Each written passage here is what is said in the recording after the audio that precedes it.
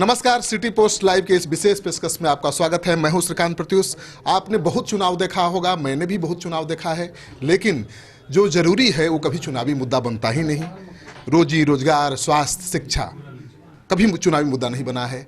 लेकिन रालोसपा सुप्रीमो उपेंद्र कुशवाहा एक पहला प्रयोग राजनीति में कर रहे हैं, यानी शिक्षा को सबसे बड़ा चुनावी मुद्दा बना रहे हैं।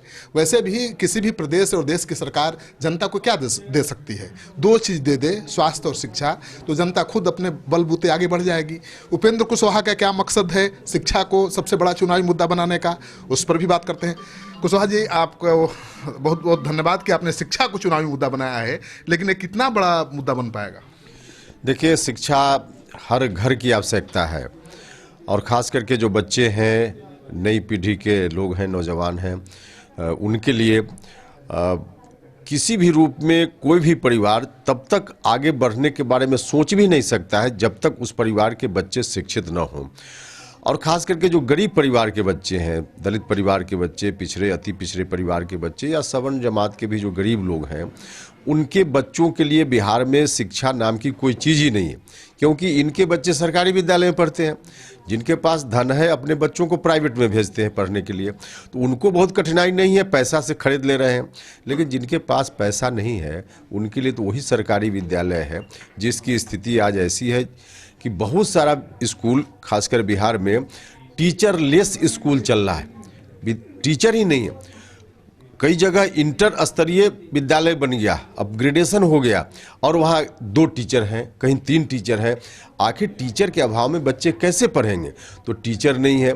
टीचर है भी, हाल के दिनों में बिहार की सरकार ने जिस प्रक्रिया को अपनाकर टीचर की बहाली की, उस प्रक्रिया का परिणाम है कि ऐसे शिक्षक आ गए सरकारी विद्यालयों में, सभी नहीं, अधिकांश, कुछ तो अच्छे टीचर हैं, अधिकांश टीचर ऐसे आ गए जिनको खुद ही कहा जाए कि 1 से 100 तक गिनती गिनिए तो 1 से 100 तक गिनती नहीं गिन पाएंगे। तो वैसे शिक्षक हैं, तो आखिर बच्चों का भविष्य क्या होगा? तो इसलिए हमारी पार्टी ने कोई आज नहीं, हम पिछले 1.5-2 साल पहले से इस मुद्दा को अभियान के रूप में हमारी पार्टी ने लिया है, और निरंतर हमारा प्रयास रहा है कि चुनाव हो या बाकी दिन राजनीति से संबंधित मुद्दा, जबकि यह मुद्दा राजनीति से सीधा संबंधित नहीं है, तो राष्ट्र का मुद्दा है, जनहित का मुद्दा है, जनता का मुद्दा है। चुनावी मुद्दा बन पाएगा ये? निश्चित रूप से हमारी तो कोशिश यही है कि हर चौक चौराहे पे लोग बात करें शिक्षा की। चुनाव में कोई उम्मीदवार जाए, उनसे पूछें लोग शिक्षा के बारे में, उनको कहें लोग शिक्षा के बारे में, क्या आगे जीतने के बाद करेंगे लोग, उस पर लोग शिक्षा के बारे में उनसे कहें, उनसे वादा लें। तो शिक्षा चुनावी मुद्दा बने, यह मेरी कोशिश है। और जब तक शिक्षा चुनावी मुद्दा नहीं बनेगा, मतलब अंततः शिक्षा पर सुधार की बात नहीं होगी, तब तक बिहार का विकास हो ही नहीं सकता। लेकिन शिक्षा कभी चुनावी मुद्दा बना नहीं है, स्वास्थ्य कभी चुनावी मुद्दा बना नहीं है। केवल आप देखते हैं, कभी राम मंदिर मुद्दा बन जाता है, कभी जाति मुद्दा बन जाता है, कभी और कुछ मुद्दा बन जाता है। कितनी बड़ी चुनौती है शिक्षा को मुद्दा बनाना, और इसके लिए क्या आपकी योजना क्या है? देखिए, यह बात ठीक है कि अब तक शिक्षा, स्वास्थ्य जैसा बड़ा विषय चुनावी मुद्दा नहीं बन पाया।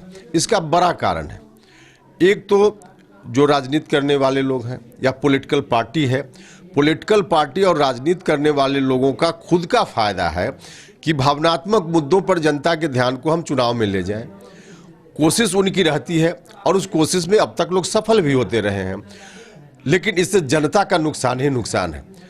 4 साल तक मंदिर नहीं बना, और 5वां साल अब चुनाव आने वाला है, तो मंदिर को मुद्दा बनाने की बात हो रही है।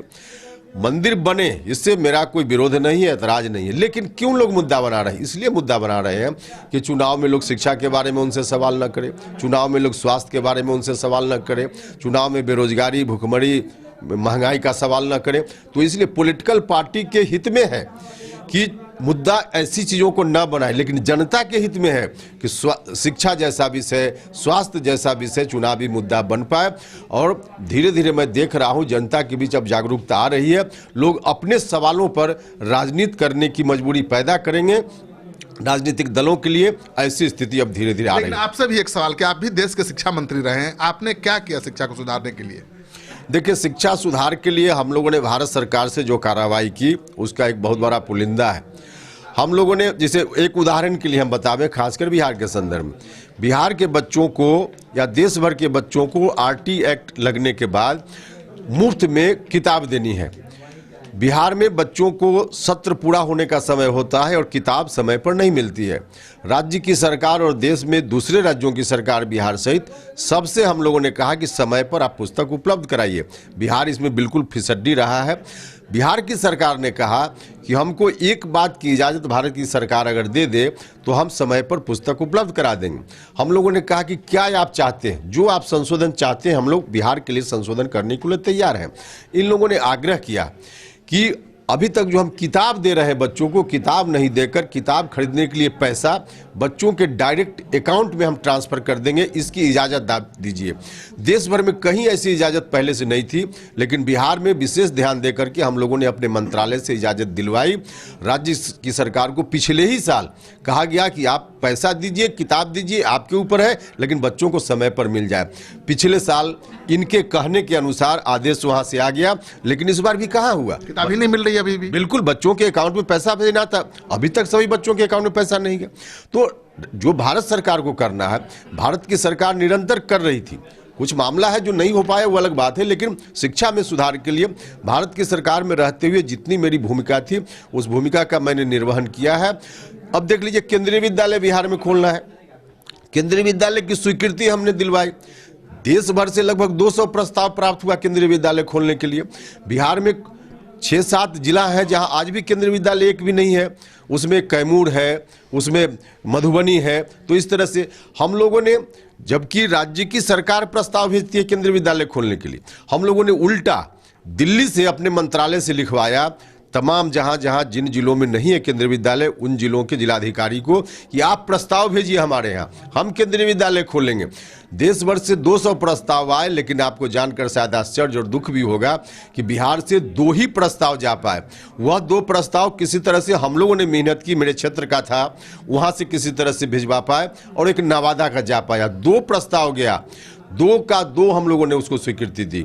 100% जितना इन्होंने मांगा उतनी हम लोगों ने स्वीकृति दी। लेकिन दुख का विषय, अब स्वीकृति के बावजूद 6 महीना पहले लगभग स्वीकृति मिल गई। उस स्वीकृति के साथ लगभग 13 विद्यालयों की स्वीकृति मिली थी देश भर में, जिसमें बिहार का 2। 13 जगह में 11 जगह, अधिकांश जगह विद्यालय वहाँ खुल गए। पिछले सत्र से पढ़ाई शुरू हो गई, लेकिन बिहार में अभी तक जमीन ट्रांसफर करने का काम देवकुंड जो हमारे क्षेत्र का है और नवादा का विद्यालय, स्वीकृति के बावजूद बिहार सरकार जमीन देने की जो थोड़ी कागजी औपचारिकता है नहीं पूरी कर रही है, जिसके चलते आज विद्यालय यहाँ नहीं बन पा रहा है। तो हम लोग या कोई भी भारत सरकार में रहकर जो कर सकता था यही कर सकते थे। आपको किसी इस बात का मलाल है कि मंत्री रहते हुए कोई ऐसा चीज जो आप चाहते थे बिहार को देना नहीं दे पाए, बीच में छोड़ना पड़ा सरकार? हाँ, बहुत सारी चीज़ें ऐसी थी। जैसे हमने अपने विभाग के बारे में बताया, हमारे विभाग से एनसीईआरटी का एक प्रपोजल था कि उनका रीजनल इंस्टीट्यूट यहाँ बनाया जाए। देश में कई जगह रीजनल इंस्टीट्यूट है, जहाँ भी खुलता है उससे वहाँ के लोगों को बहुत फ़ायदा होता है, लेकिन मांगते रह गए। प्रस्ताव वहाँ से आया, लेकिन यहाँ ज़मीन भी यहाँ उसके लिए भी नहीं दी गई। तो कई ऐसी चीज़ें जो वहाँ से संभव था, लेकिन राज्य सरकार की निष्क्रियता के कारण, लापरवाही के कारण नहीं हो पाई। आपने इतना बड़ा फैसला लिया, मंत्री पद को ठोकर मारा, ये आपको नहीं होता है कि बहुत बड़ा रिस्क लिया है आपने? राजनीति में आपकी आदत भी रही है जीरो से शुरू करने का बार बार। देखिए, उसमें आज हम बाकी विषयों पर बाद में आपसे बात करेंगे। शिक्षा से संबंधित हमने आज कुछ अपना कहा है, तो उस पर सीमित रखिए, क्योंकि शिक्षा ऐसा विषय है, राजनीति उसको ले आएंगे तो फिर यह मुद्दा गौण हो जाएगा। तो आपने सुन लिया उपेंद्र कुशवाहा को। इनका मकसद है कि शिक्षा को पहली बार चुनाव में चुनावी मुद्दा बना दिया जाए। अगर ये सफल हो जाते हैं तो बहुत बड़ी बात हो जाएगी, क्योंकि सरकारें केवल लोकप्रिय फैसले लेती हैं, जरूरी फैसले नहीं लेती, और राजनीतिक दल भी लोकप्रिय मुद्दों को उठाते हैं, जरूरी मुद्दों को नहीं उठाते। तो पहली बार उपेंद्र कुशवाहा जरूरी मुद्दे को चुनावी मुद्दा बना रहे हैं। देखिए कितनी सफलता मिलती है। अगर इनका चुनावी मुद्दा आपको पसंद आए तो दोस्तों के साथ शेयर करिए। नमस्कार।